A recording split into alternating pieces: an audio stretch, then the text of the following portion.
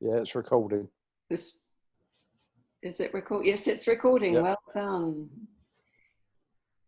And Action.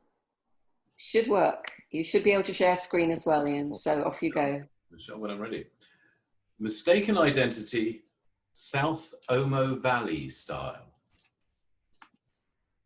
My favourite novel that uses mistaken identity as its central plot device is Scoop by Evelyn Waugh. William Boot, a genteel nature correspondent, is sent as a foreign correspondent to Ismailia, a crisis-ridden East African country, as he has been mistaken for his adventurous distant cousin, John Boot. There are predictably hilarious results. Ismailia is a thinly veiled, fictional version of Abyssinia, now known as Ethiopia, a place that Evelyn Waugh had visited in 1930 as a special correspondent for the Times. Waugh wrote up his African travels in a wonderfully funny book, Remote Peoples. In one amusing scene, when Waugh and his entourage had travelled into the heart of Ethiopia, a guard takes an interest in Waugh's possessions.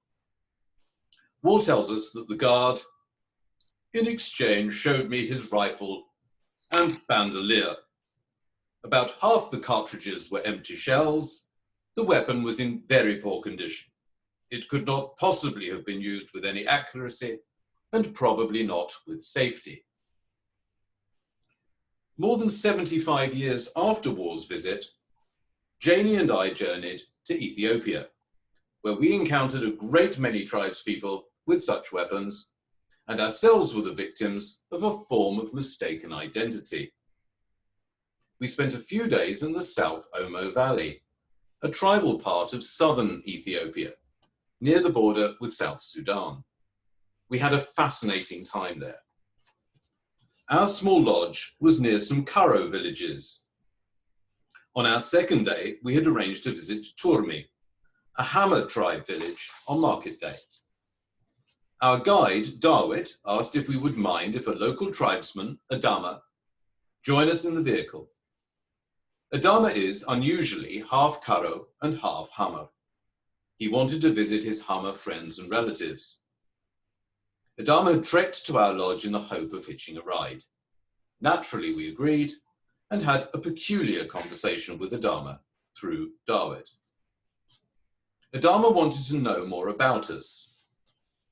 He wondered how much cattle we owned. Darwit passed on my reply. We don't own any cattle. Adama asked what other types of livestock and how many of them we owned. Darwit broke it to Adama gently, that I had told him that we don't own any livestock at all.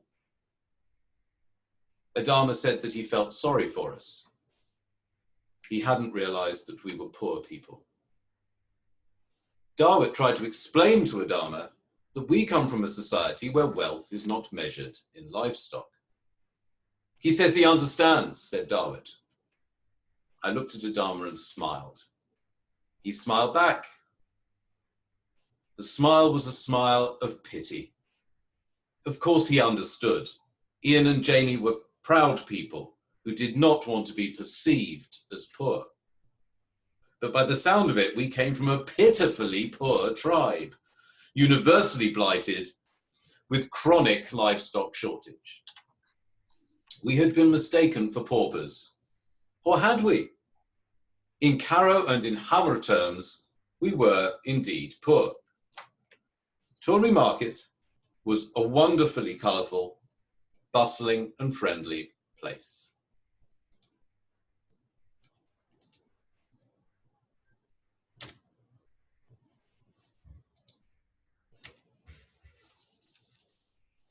Livestock is unquestionably an important feature of that society.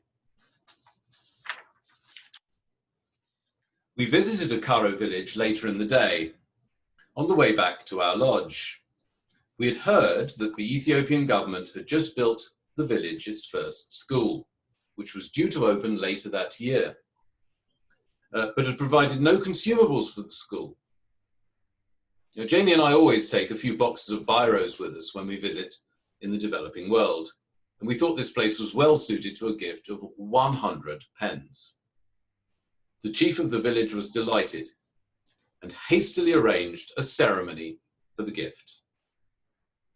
Once we had ceremoniously handed over the pens, the chief, showing no concern for social distancing whatsoever, embraced me, spat over my shoulder 3 times, and through Darwit explained that now Janie and I were honorary members of the village. Janie and I then spent some time in our Carrow village. Now, I wonder whether the World War I vintage Lee Enfield 303 rifles that the villagers were carrying had been around since Evelyn Waugh's visit some 75 years earlier. Or perhaps they had found their way to the South Omo Valley from the 1970s Allain School CCF arsenal.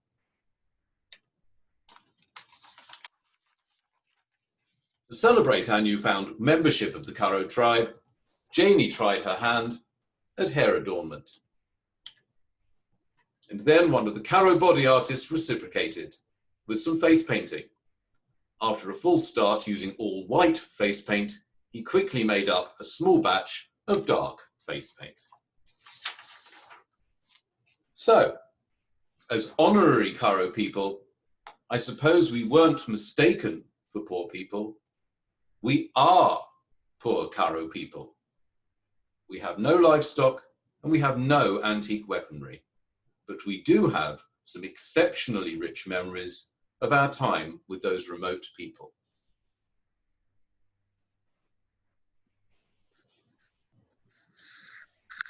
It's one great pictures. Thank you.